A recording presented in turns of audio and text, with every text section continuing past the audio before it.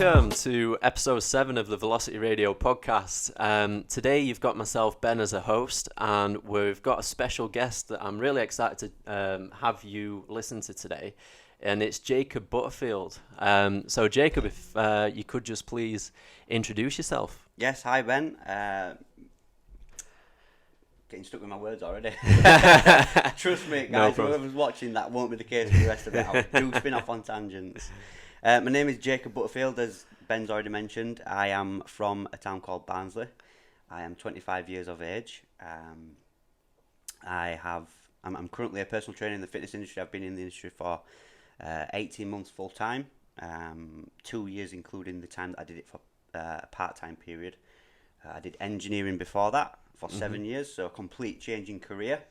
My background to training, I have experience competing in bodybuilding for just over 2 years. That makes up the majority of it. I'm currently working towards doing my first triathlon, which is a half Ironman, which is 72.4 miles, which I'm sure we'll get into. Yeah. And I suppose that summarises most of it. Yeah, that's good, is that, Jacob? So, like I said to the listeners, that I'm quite excited to get you on today, because I know, like, especially when I'm following you on social media and stuff, you've got content out there, and you can just go for days with kind of like your nutrition, training, talking about all those things. Yeah. And what you say as well, it kind of brings home truth. You obviously take what you do as a job very, very seriously. Putting it forward to your clients, and also in yourself with your own training.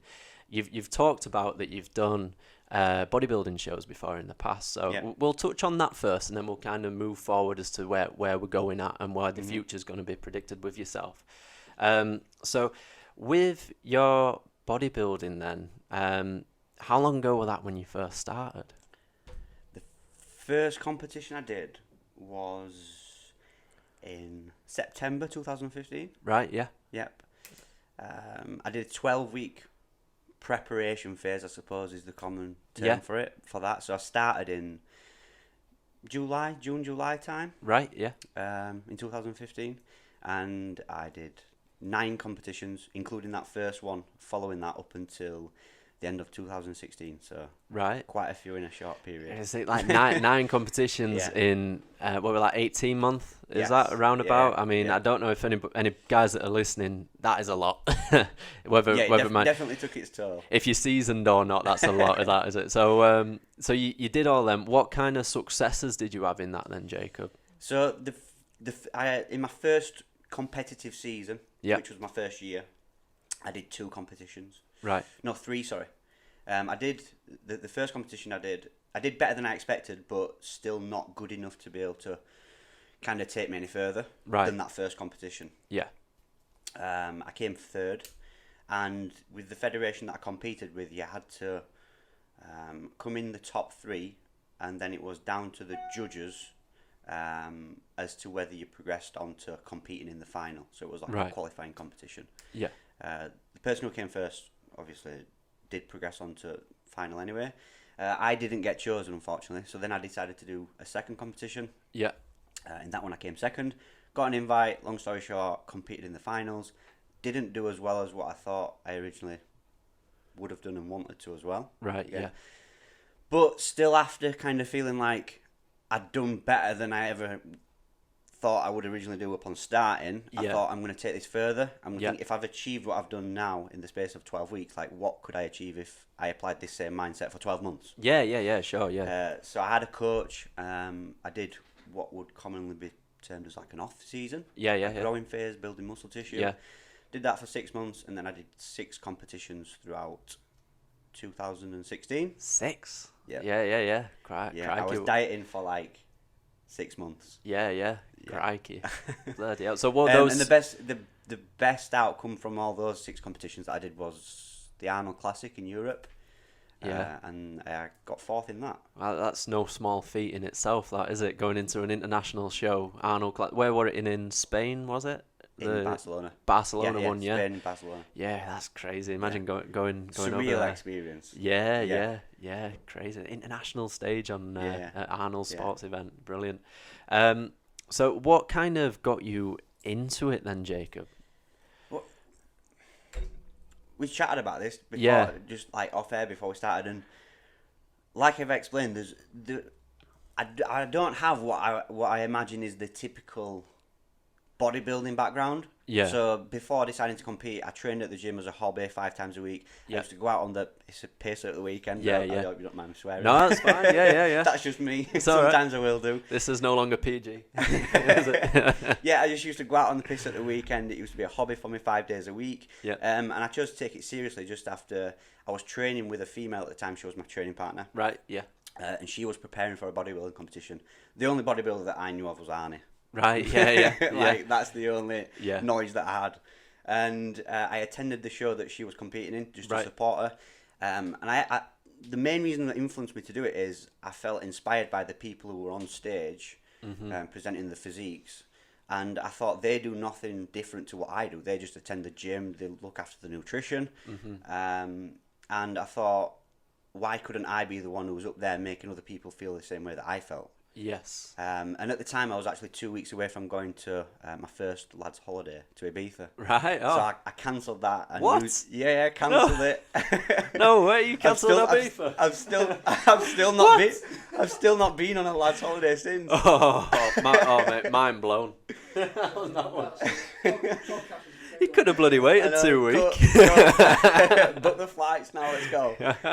And then I used all the money that I had saved up for that to pay for a coach to prep me Right. and help me throughout the process. Yeah. And from there, the passion, I suppose, just ignited from there, and it's just continued ever since. And now, like I've briefly mentioned, it's forced me to go down the route of changing my career, helping other people, inspire other people, take control of their own health and fitness in ways that I feel influences so many other positive habits in other areas of your life. I mean, if only that type of inspiration came from a week in Ibiza, then you might think, imagine coming off at back at stint of 7 days. You don't get that after 7 days in Ibiza. You maybe get 2 days in your bed and wondering where the hell's life, what is life. Yeah, and I'll never know. So if you think... Unless I'm yet to book one.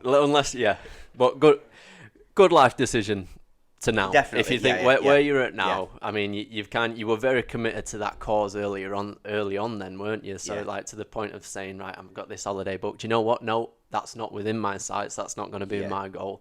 I'm going to close that down. I'm going to invest my money into something else and see where that takes me. Which with you, it obviously worked out very, very well for you. I mean, it put a new spin on your life. It made you change your career. It's made you. I mean, again, we discussed off air, but you were like. We were talking about days off, and you were like, "Well, actually, I've never feel like I've got a day on." Yeah. It's a good thing. Yeah. So that's awesome to hear. So we've kind of touched on that. We've touched on your competing history. I just want to go back to one thing as well. When you talked about you having 6 shows within 1 year, were they clustered together, or were there a time period in between them that you kind of had to diet and then maintain and then there was. So they were split. I suppose you could call it 3 that were very close together, then a period where, like you say, I had a bit of a maintenance phase, so brought calories up. It wasn't as it wasn't as harsh, I suppose you could say. It wasn't as hard, because I wasn't as much in a calorie deficit. Still very lean, so by no means was I like full of energy, I suppose. And then the other 3 was clustered towards the back end of the year, and I started that competitive season in March, and it ran through to October. So it's long. Correct me if my maths is wrong, but I think that is about 6 months. Roundabout. I'm not gonna say anything. There was on about that. a 2-month period where it was not as hard. Like a maintenance phase. Like a maintenance phase. Yeah. Cool. So. And then it brings you as to kind of like where you're at now. So you're not currently, like you say, going towards any shows. You've kind of knocked bodybuilding on the head a little bit for now, haven't you? So what's kind of your main goal now then in terms of what you want to do in terms of exercise? What is it? In terms of exercise, very good that you mentioned that, because there's business goals, there's like loads of things that I'm sure. I was going to say, I didn't want to just say what's your goal, because you'd be like, which one? Exactly. But with regards to training, like I mentioned at the start, I'm currently preparing for my first half Ironman Triathlon. So for anybody who doesn't know, that involves a swim, a bike and a run, all back to back. Right. Yeah. for a specific distance without any rest. Obviously, unless you're not capable of doing it, then you're going to be rested. Yeah. Of course. Yeah. Nice little walk in between. Yeah.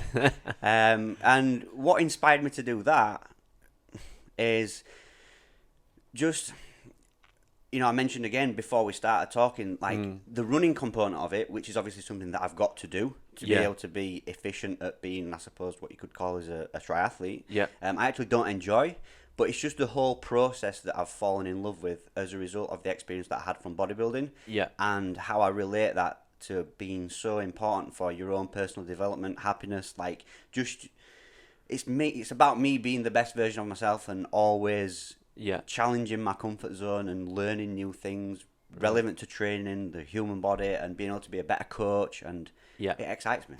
That's cool. That's cool because one thing as well, I always remember kind of like back on our courses, you tend to get people from loads of different backgrounds on our courses. Like some people that may be a personal trainer, bodybuilding orientated. You may get the power lifter in there. You may get the legs, bubs and tums attendee that comes in and does a course. And they've all got their different style and perception of training in their head. And it's almost becomes like, you hear people talking about nutrition being a religion for some people and certain diets being almost a religious belief. Yeah. Exercise is kind of a similar thing, and I think sometimes when you get the person, for example, I'll use it as an example because I was very much the same years ago, from a bodybuilding background. That's the one way in how you can train in order to get this and be happy and be whatever that person perceives that it should be. Yeah. Whereas unless you actually push yourself out of your comfort zone, and like, because a lot of people will think, what, you got to an Arnold Classic in Spain, you came fourth, and now you're going to run a half Ironman. Are you serious? You're going to lose all your gains, man. It's like, a lot of people that genuinely think that now. Yeah. But until, you don't know that until you actually do it. Yeah. Do you know what I mean? And that's definitely something that I was apprehensive about before, like embarking on that journey, so to speak. Yeah. And touching on that as well, I think what's important to mention is, as much as it excites me, maybe now having gone through the process and setting myself a plan and and starting and just seeing what happens, like at the start of setting that goal, as much as it excited me, it probably scared me just as much. And I think that's sometimes for some people the barrier between them getting to where they want to be and where they are. Approaching because that fear. Doing something that is like unknown. But you don't know until you try. You don't know. No, if you listen to what everybody would say in terms of a stigma, they would think, "Wow, you're gonna go and run on a treadmill, or you're gonna run outside? Are you joking?" It's like you're gonna lose an inch off your biceps by doing that. It's not. It doesn't hold that true, because are you resistance training still at the same time as you're doing these things, Jacob? Yeah. So I think within that, I'm only saying it from my own experience, because I ran a marathon whilst also resistance training at the same time, and the training up towards that, I still incorporated all of my resistance training in there, and my lifts weren't kind of in any negative form going down or anything. As long as I kept my head screwed on with it and I weren't trying to 1 rep max every time I went into the gym, then you are going to maintain where you're at. I mean, it's not some kind of muscle, what is it? I forget friggin' name of it now, but you're not going to start going into muscle wastage by all of a sudden just strapping on a pair of trainers and going running. I think a big part of it, sorry to interrupt, and what we'll probably get into in a moment, is what relates to body composition and how you feel. And having an understanding alongside how you might feel is not necessarily correlated with, so comparing the two, obviously one being endurance based and cardiovascular based, and one being strength and hypertrophy based.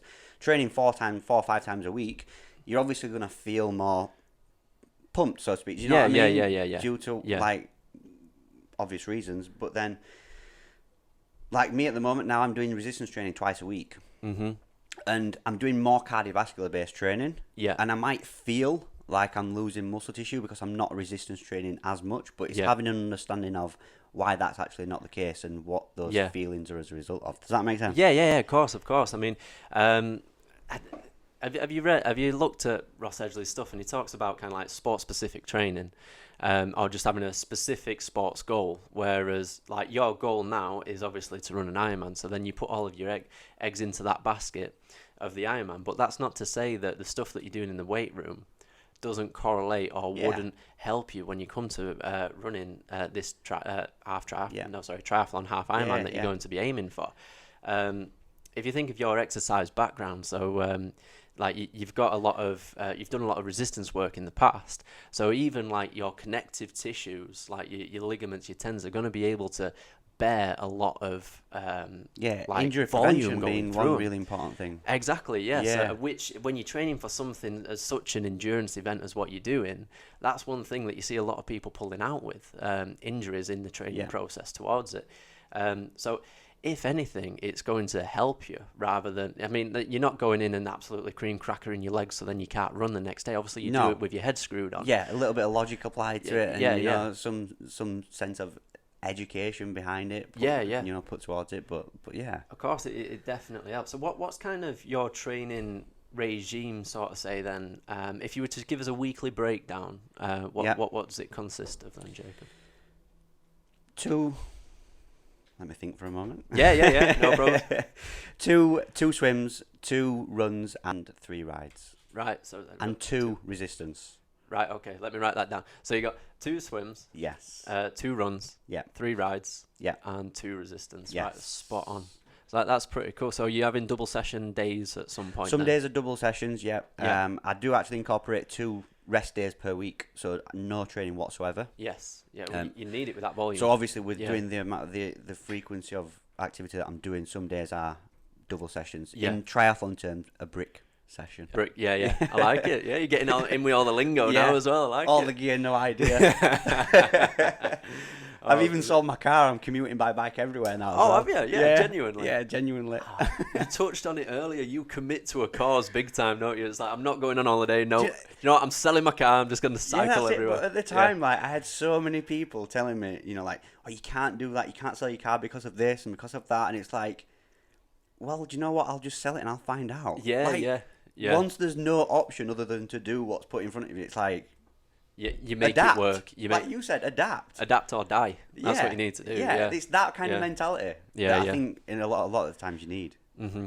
No, definitely, because you get many people say that you can't do this. I mean, I got it quite often when I was saying it. You're too young to do this. Well, no, watch me. Do you know what I mean? Yeah. It's kind of one that watch me do it. And even if you fail, you learn from that. Of course, and the alternative of not doing what at the time when you probably a large part of your gut instinct tells you is the right thing to do. I think it resides in you losing confidence and belief in yourself by not doing that. You're setting yourself a barrier. You talked about you've got that goal, and that goal almost gives you a few butterflies in your stomach. Yeah. And then if it doesn't give you that, if you all of a sudden shut that goal down in your head, and then you've no longer got those butterflies in your stomach, you all of a sudden start to stagnate a little bit. Yeah. And then you just all of a sudden start attending the days rather than actually making the days count towards something. You just attending the 24 hours that you're given. Definitely. Yeah, definitely. So we touched on this. So you've got 2 total rest days. When we're talking about your runs and your swims, Jacob, then, so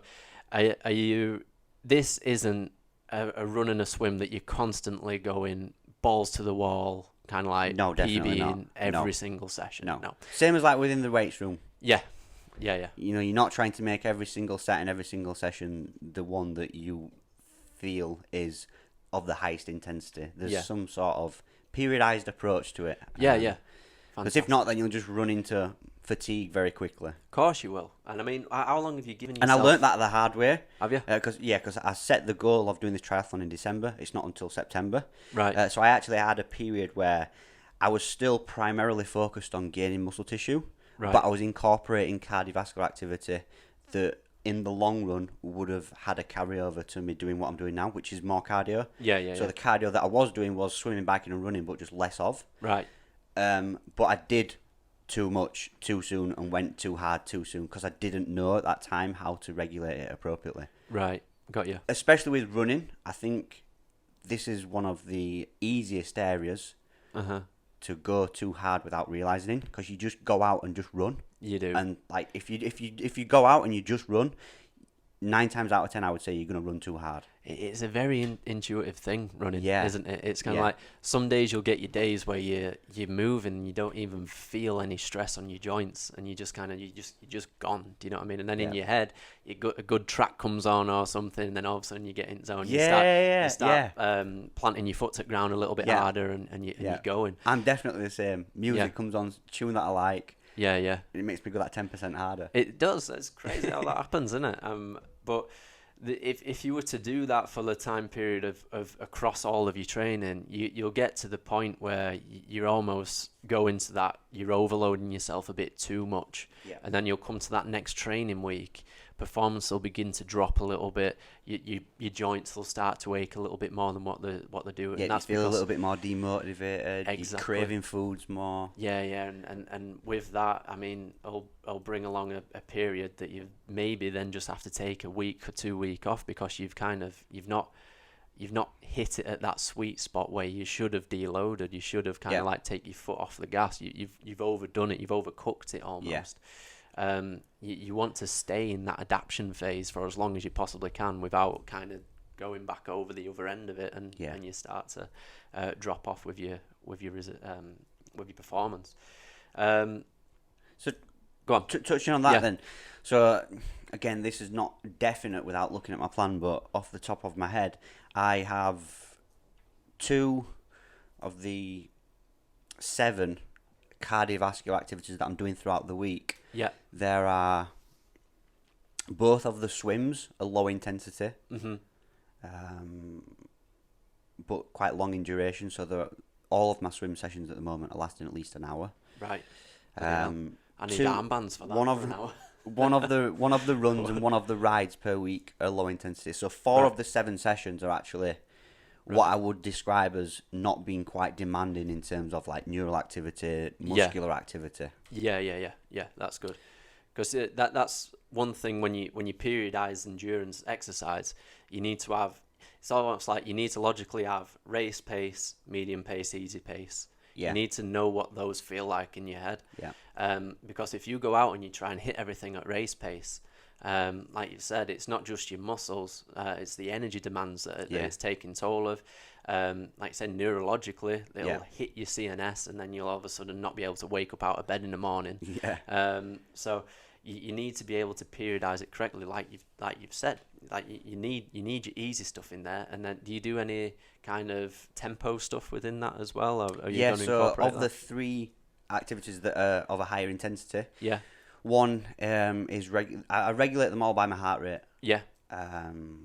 Whether that's the right or wrong way, I don't know. But at the moment, I'm finding it's working. No, that's a good thing, So because at the end of the day, I mean, the main thing you're working here is your cardiovascular system. So you need to kind of use that as a limiter, speedo almost, and that's kind of what you're basing your intensity on. Definitely. So one of them is one of the 3 which are higher intensity is what I would say is a higher intensity, moderate to high. Yeah. Like it incorporates 90 to 120 second intervals, which are working pretty intense. Yeah. Followed by like a 2-minute rest period, and then there is the other sessions are more of what I would say is a moderate intensity. Yeah. So that's kind of you're almost at a pace where you can almost you can hold a conversation, but it's a bit part conversation, that type of intensity. If you were to think of it in layman's terms. Yeah. No, that's and then the way that you progress in that, then are you progressing that on time each week? Yeah. So everything's based on time each week. I have 3 weeks where the time progresses for each activity that I'm doing, and then the 4th week is a deload week. Scheduled. I pull back on all the intensity and the duration of each. And I've just done one of those deload weeks actually, and with regards to my resistance training, I would say that the more optimal thing to do would be to follow a similar approach. Stick to the same sort of program that you've got written out. But a big thing that I want to mention about this as well is I'm not trying to be the best triathlete, and there are other things that are important to me in my life as well. So like with regards to the resistance training, however it might be deemed more optimal to follow the same program, be really scrutinizing over how intense you are with that deload week and following specific numbers with your lifts. Like I've just had a week where I've done 3 resistance sessions. I've not followed a program. I've gone in, I've got a pump, and I've worked to what I've auto-regulated my intensity rather than just following what the plan says. What the plan says, yeah. So you've gone I in think and just enjoyed it as well. Yeah, enjoying it. Yeah, because you don't want to kind of just attend the gym. You see things written down, and then it becomes a burden. Yeah. Because at the I've end been of the through day, that. I've been through that. Yeah. If you think back to like logbooking your sessions and things like that, and then you see something, and then you just think, Jesus Christ, I've had a bad day at work today, and I've got to go and do that now. Exactly. And for a lot of people, that's going to be a really important variable that's going to influence a good or bad session. Yeah, of course. So sticking true to a logbook when you've had a bad day at work, or if you've had a shit night's sleep, like the kids might have been up or something like that, that's realistic. Yeah, of course it is. And that's something that a logbook necessarily isn't. I mean, it's just work written down on paper.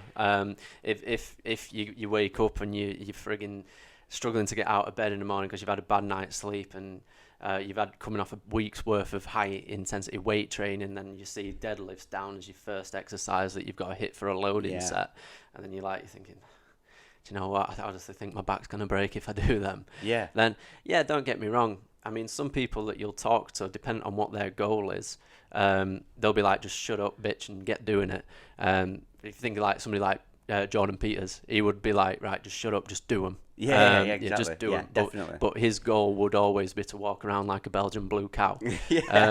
Whereas it dependent on like somebody who works a normal 9 to 5 and potentially has 3-4 children at home and is very time constrained and stress orientated lifestyle, they might just think, you know what, I'm just going to T-bar row it. Exactly. Just take stress off my lower back. Like you just said, for Jordan Peters, his priority is going to be bodybuilding, probably. Do you know what I mean? His priority is his life. Big, but pro cards coming out of his ass with people who he works with. I mean, that's going to work for them, given what they are and what they do. Whereas, say, and again, I mean, you could talk all day about the different factors and variables that come into people's lives, and it's just been courteous to them almost, and just kind of like you touched on it before when we talked about when we were off air. It's easy to be in a mindset when you're doing something that this is the only way to do it, and you kind of can easily disregard other people's variables that are happening in their life if we haven't lived them yet. Whereas, say, you touched on previous when you've made that transition from bodybuilding into what you're doing now, it kind of root stem came from an injury. Do you want to talk about that a little bit? So it was about 4 weeks before I did my first competition. Right, yeah. And I had a shoulder injury. Wrongly so, never looked into what I actually did, never got it looked at. Right. Just because of how close I was to doing my first competition and how much effort and sacrifice I felt like I'd made towards that in the 8 weeks prior to getting to that point, I didn't want to potentially not compete. Right, So I thought, I've come this far, I'm not going to let this, what I thought at the time was just a minor setback, It didn't feel too right. I felt like in a session I was doing an overhead press. Right. And it was like a pull or a tear. Right. Just let it pass me by as like a little bit of a niggle, carried on. And it gradually got worse and worse and worse. But again, after doing better than I ever once thought I would do with my first competition and doing comp after comp after comp, I never got it looked at until about 2 years later, when it got to the point where I was training and nothing felt right. I couldn't contract my lats. I couldn't do even a barbell chest press with no weight on the bar without, and I couldn't feel my chest. Really? Yeah. So it was just no longer conducive to try and find ways around it in the session. Yeah. And what was the original question? So how did that kind of get you transitioning between from your shows, competing, to then take a step back and then reevaluate things and go down another avenue? I'll briefly touch on this, but at that point, it really forced me to think about why I was doing what I was doing. Yeah. Because it got me down Right. It really got me down. I couldn't train, and I'd almost built up for myself this identity that I had to live up to. I was this successful competitor. I had this vision of being a professional bodybuilder. I wanted an IFBB pro card. Yeah. And I saw that that's where I was going, and that's what I saw everybody kind of saw me as. Yeah. And also with being in the position of having what to many people would probably be a desirable physique from an aesthetic point of view. Yeah. And I attached myself to that look. All of a sudden I couldn't train, and I didn't feel like I could look after the way that I looked. It made me feel very down. Like, I can't train. Like, what am I going to do? Yeah. And it made me reevaluate why I was doing what I was doing. And it made me see that how I look isn't the most important thing, and that there is more to the life than the gym. Yeah. But also at the same time, with being in that position that meant I couldn't focus on the training side of things from a bodybuilding point of view, and me having learnt how important having a goal like that is and working towards something is important for your own personal development, I wanted to set my sights on something else, change my focus to keep me happy, keep me working towards something. Yeah. Because it's almost a gladiatorial mentality that you were in almost when you were doing your shows. I can imagine, like, I'm just trying to think, 9 shows in 18 months. You must have been so tunnel visioned on that end goal. I think Christmas Day was the only day that I had off. Christmas Day? Yeah, right. like, genuinely. Did you just have turkey? Did you leave the roast potatoes on that one? No, I actually went easy on that day. Oh, did you go easy? No Tupperware tub. No Tupperware, yeah. You actually had food on a warm plate that time, Yeah. Brilliant. But actually, after that, what I chose to put my focus into first was the business side of things. Which is why I changed my career. Yeah. So I put my efforts into other people. Yeah. From what I felt I'd learnt. And then it was after getting my career and my own business to a point that I was satisfied with that I decided to then set the goal of doing the triathlon. Right, yeah. And throughout this phase as well, I was working with an individual to rehabilitate my shoulder. Right. So I learnt a lot about that as well. You got it looked at. So from the moment that you kind of then started concentrating on the business side of things, you thought, right, okay, I kind of need to get this checked out. And then, because again, I mean, that's, your shoulders are almost PPE, aren't they? You need them for work with what you do. So it's good to get it checked out.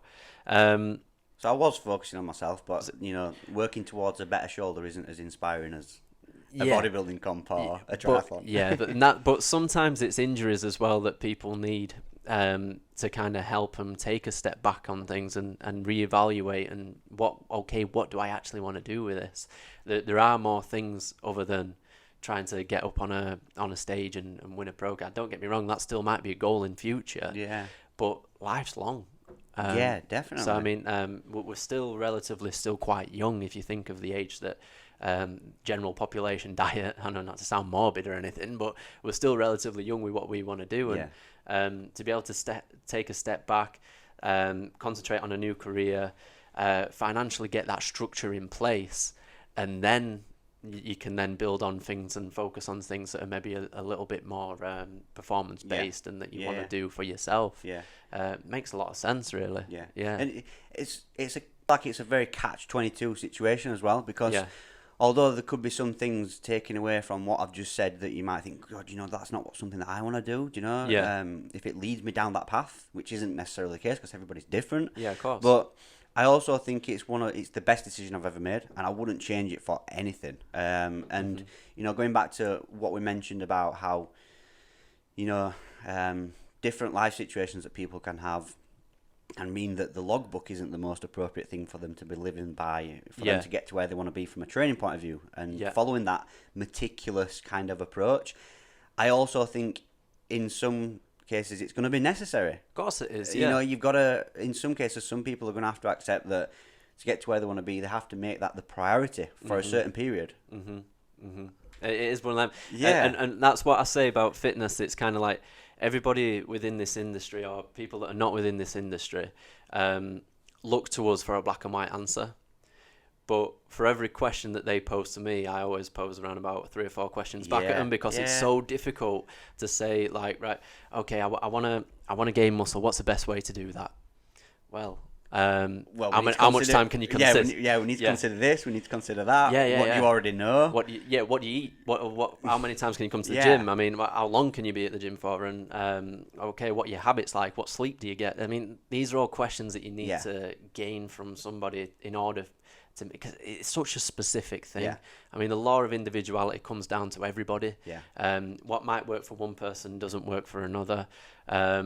And like you say, regarding the logbook thing, if somebody is wanting to be in an off-season approach for a competition happening in a couple, 6-7 month time, and they want to gain that tissue, then it's going to be necessary. Yeah, to a certain extent. And then that's not necessarily the case that if they have that same goal in the future, they have to be the same meticulous way that they have done in the first time that they've prioritised that. Yeah. Because upon going down that route and potentially gaining the knowledge that's been put beneath the plan that they've been given, and working alongside a coach, like I did myself, long term you might develop the foundations to be more intuitive with what you're doing. Yeah. But you're potentially never going to get to that point if you don't initially go through that period and that phase where you do make it a priority and you do be a little bit monotonous and you go through strict the with process. yourself. Yeah. You talked about things such as nutrition and food. You would have been very meticulous in logging your food into MyFitnessPal, whereas it comes to a point now where you just do it religiously and it's just part of your daily lifestyle. And I'm even and some days I use MyFitnessPal. Yeah. There'll be people watching that are familiar with what that is, calorie counting, macronutrient counting. And there are some days where I don't need to use it, but at the same token, even though I'm not using it, I know in my head what I've had. Yeah. And that's part of being intuitive, but only being able to do that after going through what I've been through. Yeah. You're conscious about your food. It's almost, I call it an unconscious consciousness. It's that'd be a good way to describe it. Yeah, it's like you're not thinking about it, but you know about it. I don't know how else to describe it. So it's like if you're looking at food, you know what's right, you know what's wrong. You know what you should be having, you know what quantities you should be having. So then, without even registering it in your head, you select the one that's right for you. Yeah. That's what I mean by unconscious consciousness. It's kind of like we're making unconscious decisions that you don't even need to think about that work towards whatever your goal is. Yeah. But without, I know that sounds such like a riddle, but without actually you going through that process of learning how to do that and putting it into your daily habits, you'll then not make those decisions. So it's almost like training on a bike. You need your training wheels on there in order to get your balance. From the moment that you're okay with it, you take the training wheels off because you're unconsciously able to keep your balance on the bike. That's kind of analogy that you can use for that. And again, we talk about like the logbook, we talk about the nutrition, MyFitnessPal and everything. At the end of the day, these are just tools. If you think of it like exactly that. If you think we're plumbers, if you think we're joiners, they have a toolbox, they have loads of tools that they use for certain jobs. They're exactly what we can use at certain points with clients or in our own training. If we're wanting to get to it. I'm sure we'll touch on that in a moment, but it's for that reason that I include so many of these tools and measure so many of these pieces of data that provide me with feedback with what might be the most appropriate thing for somebody to do. And actually taking time out within my own coaching to explain to these people who I'm working with why that might be important, why that might not be important, what might be the right thing to do, what might be the wrong thing to do. Because I want people to be in a position where they get to where they want to be, but they're also intuitive with their own body and they can take their own progress forwards without having to invest in somebody like myself. Yeah. That's good. So that's almost like an educational standpoint that you're trying to get them into. Yeah. You're trying to educate. I think it's important because I feel like education is what's helped me get to where I am. And that's not that I want everybody else to be where I am, but it's about making other people feel like they can get to be what is the best version of them. Right now, like I said, the big motivator for me doing the triathlon is me being the best version of me. Yeah, exactly. That's brilliant. That's greatly put, that, Jacob, to be honest. Yeah. So what we'll touch on next then is we've talked a little bit about MyFitnessPal and everything, but I want to kind of talk about the difference in the perception of using carbohydrates for aesthetics compared to using carbohydrates for a performance-based thing. So what I mean by that for guys that are listening are manipulating carbohydrates to look a certain way, such as show days or trying to go on holiday or getting a photo shoot done, compared to the mentality of carbohydrates to when you're doing some form of competition. So it could be like an endurance race, a game of rugby, football, boxing, or anything like that. So with your experience in both, Jacob, now, especially now that you're training up towards your endurance event, what's kind of been the main difference in them, would you say? The amount that I need to consume being one of them. Consistently. Definitely. Yeah. The original route that I said I took, where I learned from doing too much too soon. I also feel like more recently as well, I've learned how I feel like I need to eat more than what I am to fuel the training that I'm doing. Yeah. Because and manage a component of the recovery side of things down the route of nutrition. And when it comes to body composition, especially when throughout the process of improving that, you're going to have to bring calories down and continue to alter that relationship between calories in and calories out. You're going to have to start doing more activity. You're going to have to start pulling calories down and when you're going down the route of pulling calories down, carbohydrates is inevitably going to be a macronutrient that you start to eat less of. And when you're trying to perform, you can't have that.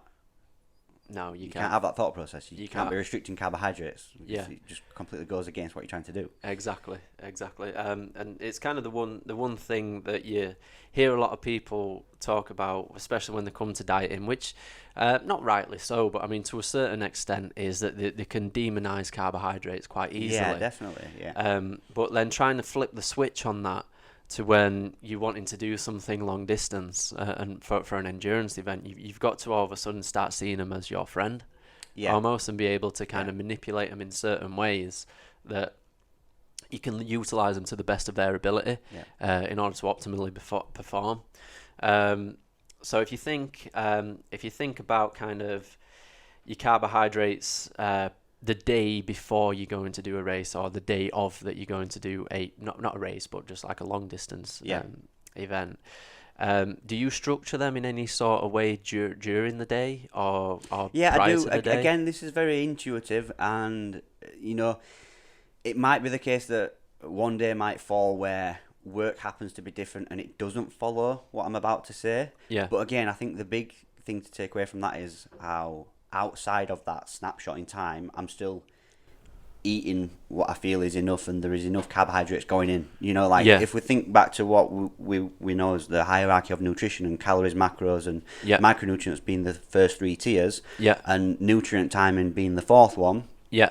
Regardless of what I might be about to say about nutrient timing, I still feel like I'm eating, day to day and on a weekly basis. Yeah. The right amount of calories, the right amount of proteins, carbs, fats, and I'm getting a good selection of nutrient-dense foods in. Yeah. Do you know what I mean? Yeah. So one day it might be the case that I don't, let's say I have a long-distance run planned for the morning. Mm-hmm. Things being more ideal, I would probably situate a more calorie and carbohydrate-dense meal on the night before. Of course, yeah. Do you know what I mean? But then again, if that doesn't also coincide with what I've got going off from a work or a social point of view, and for that one day, I feel like it's maybe not appropriate, then I wouldn't do. And the overarching thing is that I'm still eating enough within each day to fuel what I'm doing. Yeah, of course. Because it's you're needing to kind of keep that balance with it. Because otherwise, that's when we talked about you balancing the resistance training and the cardiovascular training together in order to keep almost like the dense muscle tissue that you've got from all those years of training. You need to be able to feed it and give it a reason to stay there. So keep it nice and full. Keep it full with the glycogen there to be able to perform. So then you don't start falling onto the other different forms of energy where you start breaking it down. And going on to that about breaking muscle tissue down. If let's say the goal was aesthetic related, body composition, and how we might see carbohydrates differently. Personally, I would say that might be a time where, let's say I had a resistance training session programmed for the morning, and that's the only time that I could train. I would maybe have to prioritize my nutrition more around my training to make sure that I'm not losing muscle tissue alongside dropping body fat, and that might have to take priority in that snapshot in time over the social or the work thing that I've got going off the night before. You see what I mean? But now, I think the more beneficial thing is that with having a performance-related goal, Yeah. I'm making sure I'm not in a calorie deficit. Yeah. So Yeah. with not being in a calorie deficit, I'm not in a position where I'm likely going to compromise muscle tissue as much. Yeah. Yeah. Yeah. So it becomes sense. less of a priority to think Yeah. about where I'm structuring nutrients, Mm-hmm. in my opinion, Yeah. Yeah. Yeah. Yeah. because I'm not energy deficient. Yeah. Yeah. You just need those nutrients there to be able to fuel. Yeah. That's all it is. I mean, Yeah. because at the end of the day, the glucose is going to store somewhere on your body anyway. So Yeah, regardless of the time that you do eat regardless of it, like, it'll be in your liver, it'll be in your muscle, or Yeah. it'll be in your adipose tissue. It'll be in one of those three Yeah. areas. It will be there for you Yeah. to be able to do Yeah. these long distance events.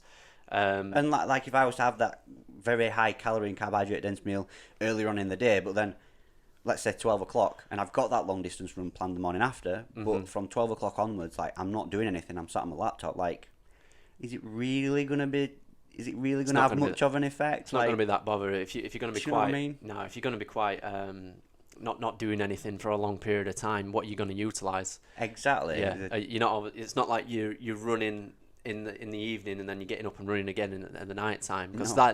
that's when you're going to need to refuel quickly. Yeah. To be able to then replenish what you've used for the following day. But yeah, definitely makes sense. Does that? And in terms of like the mindset towards it, that was kind of one thing I struggled with when I was going away from a physique competition to running a marathon. Was that you do tend to kind of like undershoot them a little bit to start off with, you know, like your carbohydrates and things like and your fuel sources, because in your head you kind of have a selfish aspect of, I do want to run this. Well, I did anyway. I had this selfish aspect of, I do want to run a marathon, but I want to look good doing it at the same time. Yeah. And then I'm thinking, then as my training got more and more into it, I were a little bit like, I think I just need to just try and get through this marathon first before I start to think. I feel like that's what I'm going to quickly discover. I'm 4 weeks into this 16-week periodized plan, and from here on out, it's just going to there's just going to be more and more cardio. It's going to be tough. And the resistance side of things, which you said I'm doing twice per week, is just what I would deem being the minimum requirement to maintain the tissue and strength that I've got. Yeah. But ultimately, it is, providing I've not programmed too much cardio and I'm eating the right amount and I'm managing recovery, it will potentially get harder to the point where I might find it difficult to even do that minimum requirement. Yeah, definitely. I mean, it will come to a tipping point almost, where something may need to either drop off or something, because with what you're doing, and one thing that I found with training for an endurance event, time is one thing, because everything is over a long period of time that you're training. Yeah. So if you were to, I remember finishing a full day at work teaching, and it being a weekend, Sunday of all days, and then having to go out and run 14 miles after. It's that being able to book out that time after a full day at work, and like you say, getting in your daily requirements. Did you go for that run? Food. Yeah. No, I that's the big question. I had to, because I knew the long-term goal. Die. Exactly. Adapt or die, because I know when it comes to those 26 miles, I'd have died if I hadn't gone out on that run. And then, because that's how, when I trained for it, I had 3 cardio days a week, all running. Yeah. An easy day, a tempo day, and then a long duration day. An easy day, it'd be easy pace, conversate very easily when you're doing it. You don't really feel like you're just moving for a period of time. Tempo day was almost like interval training, about. Did it at roughly around about 70 to 75% max heart rate, with rest periods, around about 40 minutes worth of that. This were all out on the road as well. And then the weekend I'd always do an endurance run, and then each week I tried to anyway, pulled this training plan off of Virgin Marathon running. Do you know what I mean? So I was just kind of like, right, okay, what do I need to do? Right, I'll find this, I'll give this a go. And then that would just progress in your long duration 2 miles a week. It was up until I ran a maximum of 22 miles in my training. So you never completed the marathon distance before you actually came to the event? No. Same as with mine. So I've not planned to complete the full distance of everything that I'm going to be doing before it gets to it. And the kind of the mythology behind that is that on the day you'll get yourself there. Yeah. That's what it is. You've got yourself that far, and on the day you're gonna do it through all your training. It were almost like I stopped thinking about the duration runs that I did in one go, and started planning and started like looking at the mileage that I covered over the week in total. Yeah. Do you know what I mean? Rather than the Yeah. one stint that I did. Yeah. And then if I knew that I calculated up throughout the week, if I'd be able to do, let's say for example, 40 miles throughout the week, then 26 miles in one go would have been fine. Yeah. Essentially, my body would have been able to do it. Yeah. And they are a tough ask, them endurance events. Within your training, what are you finding the toughest thing, Jacob? Learning how to swim. Like, I could do breaststroke, but I don't imagine that doing breaststroke on race day alongside everybody else who's front crawling in the sea would look particularly good. Yeah. And there's a lot to swimming as well when you talk Yeah, about a like lot. swimming efficiency, to the think drag of about. the water, and all that type A of lot stuff. to think about. Yeah. It's not as accessible as what cycling and running is. Like, you can just go Yeah. out and run, providing you've learnt when you're a little kid, which most people Yeah. have. You can just go and jump on a bike. Yeah. Whereas swimming, when it comes to swimming in a way that would be efficient for what I'm wanting to do, you know, front crawl, coordinating your legs and hands, rotating through the water, getting your head out and breathing, and making sure you're breathing out underwater and in when your head comes out. It's like, literally, when I first started, I couldn't even do a full width of the pool, never mind a length. Right. I actually couldn't do it. I actually couldn't do a width. Yeah. Yeah. Following that technique. I got about 2 strokes in and I had a mouthful of water. Oh, yeah. And is this as open water that you're going to be doing the actual event in? Yeah. So you're not wanting a mouthful of that water? No, as well? definitely. I haven't got the pH levels that swimming baths have got. I tested that the other weekend in Bridlington Sea. Oh, did you? Yeah. It actually, like, positives of it, it didn't taste as bad as what I thought it would do. Oh, gosh. But then again, it was a lot harder than what I thought it would be. So that's a negative. So I've got better at swimming now. Yeah. To the point where I can just focus on progressing distance. Like, I don't have to think about the stroke. Good. It's just about putting some miles in. And Progressing my cardiovascular base. But the thing that I find hardest now is running. The running. Yeah. So what is it, the running side of things that you're finding difficult, Jacob? Is it the Again, I don't know if there are any studies that suggest this, but I feel like the energy demands of running is higher than the other two. Right. Cycling and and swimming. Swimming. Yeah. Definitely. Yeah. It does make you hungry though, running. I just feel that way. Yeah. I feel like it's tougher. Yeah. And the mental side of it as well. Mhm. Yeah, I feel like it's more mentally challenging than physically challenging. Yeah. Once you get to a certain distance, it's just about beating your head, not your body. It is. It's so monotonous at certain points. Yeah, so monotonous. I got to the point where when it were getting into those like those late 10 like miles, so you're talking about 16, 18, 19 miles runs. When you get to the end of those, I was really struggling mentally because you can easily talk yourself into stopping being a good idea. Yeah. Do you know what I mean? You can talk yourself into things being a good idea. I think that's going back to what you said about that adapt or die mentality. That's what you need, because it's so easy to talk yourself into not doing something that you are actually capable of doing. Exactly. I play little games with myself. Like the other day, in fact, it was yesterday. Right. I was walking down to the train station with Charlie on my shoulders. Yeah. Completely off topic. Right. But. And like my shoulders started getting tired, and I'm like, my back's sweating a little bit, and I'm like, maybe I should put him down.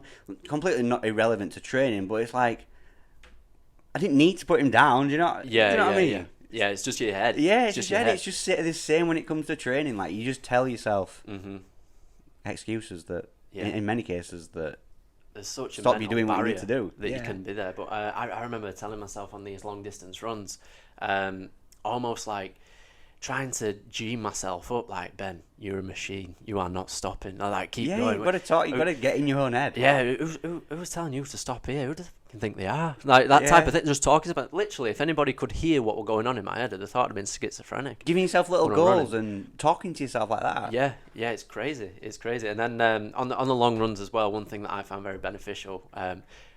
Such a good thing. Podcasts, like just listening to them rather than on the longer runs, rather than say music, because sometimes music got a little bit more monotonous for me as well. So just listening to voices and conversating in my head kind of took away that voice in my head. Do you know what I mean? And then that were quite beneficial long term. Giving yourself little goals as well, like within what you're doing. So you might have a 6.5 mile run plan. You might have you might have a 20-minute run planned. It might be the first time that you're running, but focusing on, that next minute and, making sure the next minute after that first minute that you've done is a little bit more efficient than the first minute that you've done. Like giving yourself them little goals that give you things to focus on within what you're doing as opposed to the outcome of what you're trying to do. Exactly. Yeah.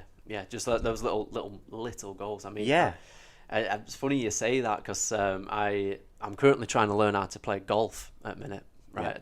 Yeah. Totally off topic. Yeah. I went for 18 rounds. When were it? About 2 weeks ago now. I was shocked. I couldn't even get ball off tee.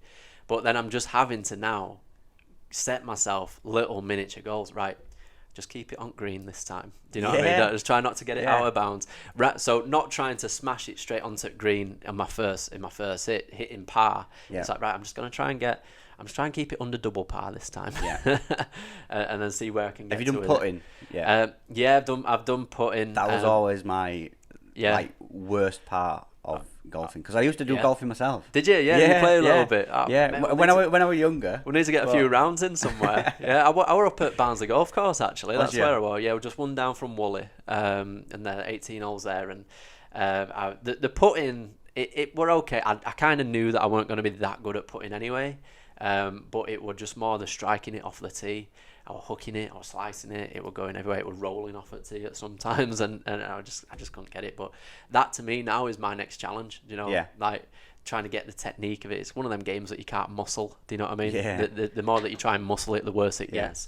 But again, relating that to running, it's setting those small goals. Right, okay, I'm going to try and run continuously now for 5 minutes at this pace, and I'm going to see if I can do it.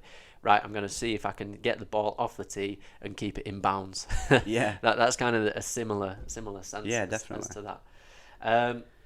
Right, Jacob. So we'll look at just kind of finally. So you do a bit of coaching, don't you? Yes. Yeah. So what type of coaching do you do? Face to face, online, both? Both. So right. Face to face, one-to-one personal training, and with a coaching element to that, like I've just briefly mentioned. You know, for me, I feel like it's really important to include some form of education with it and work with people, not just for them, in the sense that they have a goal. This is what you do. Go away, do it, come back to me. It's like, it's more of a collaboration. That's how I like to describe it. That's a good way to say it. I like that. Yeah, definitely. I think to a lot of people, they don't understand what personal training or coaching would involve. And, just the name that it has, personal training, it's often just considered as a session. That's it. You like one training session, and with what we know now, like there is so much that can go into getting somebody to where they want to be from where they are, and that differs between every individual. Exactly. And online as well. A lot of, like, when you touch on it there, personal training. It's not. There's two phrases to the job role: personal and training. I mean, don't just do the frigging training aspects of it being that 1 hour. I mean, there's a reason it's called a personal trainer for one reason. If you were to go shopping and get a personal shopper, what do you expect them to do? You expect them to kind of say things that work for you and what suits your figure and what colours complex you better and all that type of stuff, rather than just saying, these clothes are nice, chuck them on, they'll look good football tonight. Yeah, exactly. So there's a lot more to it. And the one thing that I quite like, Jacob, especially when I have a look at some of the things you put on your Instagram stories that I've noticed, is you sending a plan to a client, but then I've seen you actually like on a video chat talking them through the plan. Yes. I think that's awesome. Yeah. It's again, it's all part of, so before I set out with what I thought was, a good personal training model, I put myself in a client's shoes, and particularly in my own shoes before I started, going down the routes of everything that I've done related to training to date, and thought what would have helped me get to where I was, knowing the position that I was in, and the position that some other people are in with the problems that they have. Not only as efficiently as possible, but in a way that leaves them in a position where they feel like they can take control themselves. Awesome. And after assessing that, it was about, I have an assessment with somebody first.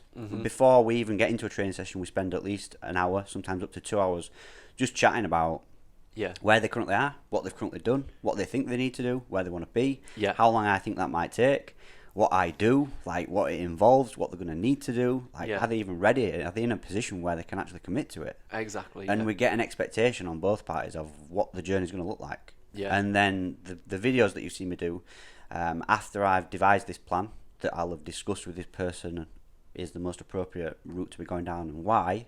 Yeah. Upon them sticking to it, first week, they'll give me some feedback, so they record certain things for me Yeah. that is relevant to where they want to be in the goal that they've got.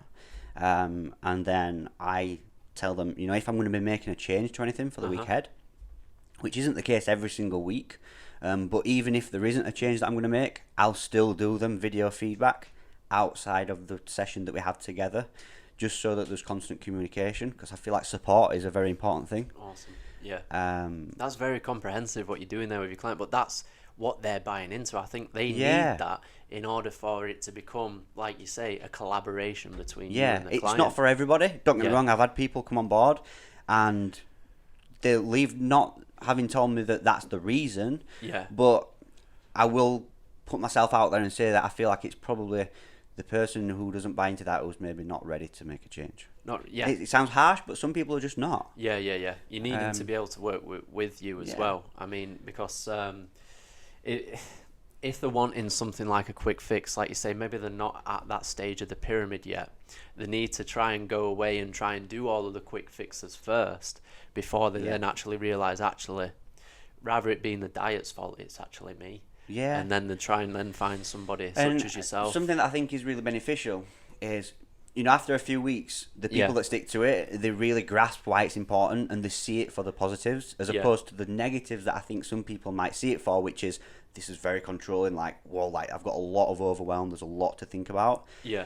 But the way that I explain it, and, you know, so, like, for example, certain things that people record for me, like how the week's gone, how the day's gone, how stressed they are, what the body weight is, there's a lot of things to record. But when I also tell that person that it's not something for you to hold yourself accountable to and try and be perfect. Yeah. It's something that if you have had a shit week, you write down that you've had a shit week, and it's all part of what I feel plays into long term, somebody being able to get a better understanding of their body when I can tell them, you've been craving foods and you've gone off your diet, but look, your sleep's also been bad. You've had a stressful week at work. Yeah. And like, those two things are correlated because this and that happens within your body. And then they're like, oh yeah, right, I can remember that in future. There you go.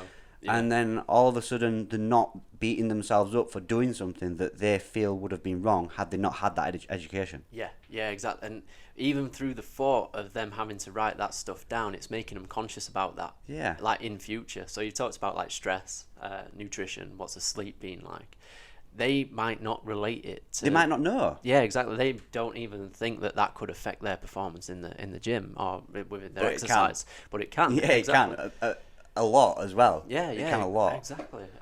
When you're again, when I came back to teaching, sometimes you'd get clients and they'd be in such a professional job and role. They might be like lawyers. They might be a higher kind of like social job within society, but they don't necessarily know all of these things, such as like diet, sleep, kind of like nutrition, stress, could all affect their performance in exercising and weight loss goals, because they don't have to know that.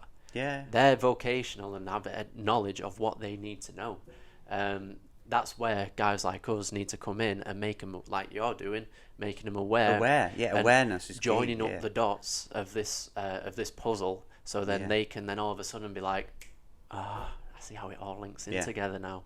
And then you get a client walking away knowing all of that, and kind of being through that process with yourself, and you know, hold hand on heart, you've done everything you can do for them to walk away and continue the progress that they've learned during the journey with you as a personal trainer. Yeah. It's that education aspect like you've talked about. And making somebody feel like they're in control. Yeah. Big time. In the onset, it's probably, it looks like I'm in control, you know what I mean? But yeah. Depending on which way you look at it, the long-term goal is for somebody else to be in control of them. Exactly. And how are they going to get control of of their lifestyle if they don't know things that they need to be controlling? Yeah, do you know what I mean? So it's like things like the sleep, the stress, their anxiety levels, maybe if they go into that. But it's definitely comprehensive, but it's such a good way. A good example, I had a client recently, and he didn't appear to be losing body fat. Right, yeah. And his body weight wasn't dropping either. Right. But he also reported for me that his digestion was really off. Right. And I knew that he had a greater amount of workload at this particular time, and it was creeping up and up and up each week. And he was reporting to me that he was getting a little bit more stressed. Right.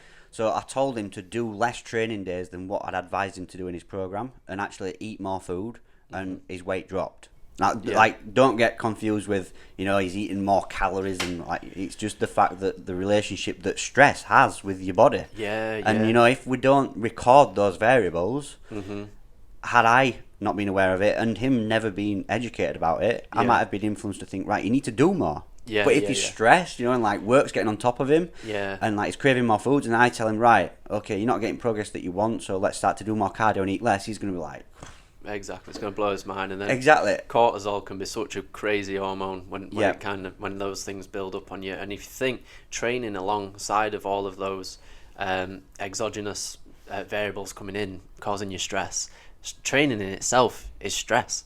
On your body. So now all of a sudden you've got all of this external stress happening, and then you're then going to try and stress your body more because you're not losing weight, which you're already stressed about. It's just going to be one big kind of clusterfuck at the end of it. Do you know what I mean? They're going to burn out, they're going to overload, and almost going to get into a state where the immune system starts to drop. They'll get ill, and then they'll have to have a long extended period of training, and it just doesn't really work out there. When we talked about like general adaptive syndrome and Sale, when he came up with the general adaptation syndrome graph, they've kind of like got to the adaptation phase, and then loads of stressors come, but they've continued to do what they do, so then they go into overtraining. They need to then be able to, like you've said, need to be able to pull back to be able to keep going. Exactly, and that's what you've done there. Perfect. Because if you don't, if you don't pull back, then what's at the other side of that is potentially going further back than where you even started. Exactly. Yeah, and that's a perfect example of what you've just given of that general adaptive syndrome. And a good analogy that I like to use is, because we have to remember, I think, that the majority of people are coming to you for a result. That's what they want. And people want result. I say people, that's a very generalised term, but 9 times out of 10 I would say that people want results yesterday. It's not, especially like the way that social media is developing and things like that, and how we have these expectations placed on us. And like, if you was to drive to an unknown destination, would you prefer to try and guess your way there, or would you put this postcode in your sat-nav, and would you want to follow the route that is the most efficient route to get there? It's a no-brainer. It's a no-brainer. It's a no-brainer. So, like, the whole coaching process, I suppose, that I feel like I've developed is based around that, with the best intentions of individual. You're the sat-nav. You're the person telling them that it's not always going to go right. No, that's part of coaching. Everybody's different. At the end of the day, mate, when you follow a sat-nav, sometimes there's a road closed off that they don't know about. Exactly. So I mean that can happen as well. So that's a great analogy as well. I mean, that coaching principle is you are the overall voice that kind of can direct them into a situation. That's perfect. Touching on that then. Can we get your website up for the guys to have a look at, and then have a look at your social platforms? So if any guys are wanting to get in contact with Jacob, the guys that are watching on YouTube, here's his website. I'll let you talk a little bit about that, Jacob, there, what they're seeing. Yeah, sure. So how do they get to it first? How do they get to it? www.jacobbutterfieldfitness.com. And Everyday Athlete Coaching there, that's a brand that I'm looking to promote moving forwards. It's not well established yet. My business is currently known as Jacob Butterfield Fitness. Right. But, going off everything that I've just explained, that is what I want to help create. Yeah, an everyday athlete. Everyday athlete. Yeah, the best version of whatever somebody wants to be in themselves. Yeah, perfect. There's a little bit about what I do beneath. You can read a little bit more about me, which I've already discussed. There's some client transformations and testimonials and their experiences. And if you scroll down a little bit further, there is also some content relating to training and nutrition that you can read, and hopefully it will be able to help you with where you're at and where you want to be. You can keep up to date with that. I publish things weekly and daily, both on my social media pages and my website. Yeah, perfect. I do ask, like, guys that are listening to this and are interested in Jacob, definitely have a look at his social pages. So you've got your Instagram here. Yeah. Content that you put on, that's perfect. That one in particular, scroll down, pass me the Baileys if anybody wants to know a little bit more about me. Yep. Again, a little bit more indecent language, but that's just a little bit more of me. Yeah. Yeah, perfect. And I like your Instagram stories that you do as well on a daily, where you're kind of putting in these different types of talks and kind of like from your personal views and then how it can help with your coaching and your clients and stuff. I think all that's really good value thank you, as mate. well. Yeah, I appreciate it. It's really good. So definitely, if you're listening to this still and you're watching, hit Jacob up on Instagram and his website. You do have a Facebook page as well, is that? Yes, you can find that by searching Jacob Butterfield Fitness as well. Jacob Butterfield Fitness, fantastic. Any more social handles we need to know about? Those are the main three. Those are the main three? Yeah. Fantastic. If anybody's got any questions, feel free to message me. I'm always here to help. Perfect. Right. Thank you very much for that. So what we're going to do here, Jacob, we're just going to wrap it up. Thank you very much for coming in. Thank you for the opportunity. No, it's been great. Such a good conversation that regarding training, and we covered loads of points there. I think. I feel like we've gone for hours, but yeah, exactly. Limited to an hour. We'll come back. We'll come back in a couple of months' time, and we'll revisit it. Hopefully. Yeah, definitely. Yeah, no problems. Right. Thank you, Jacob, and thanks, guys, for listening. And we'll catch you on the next one.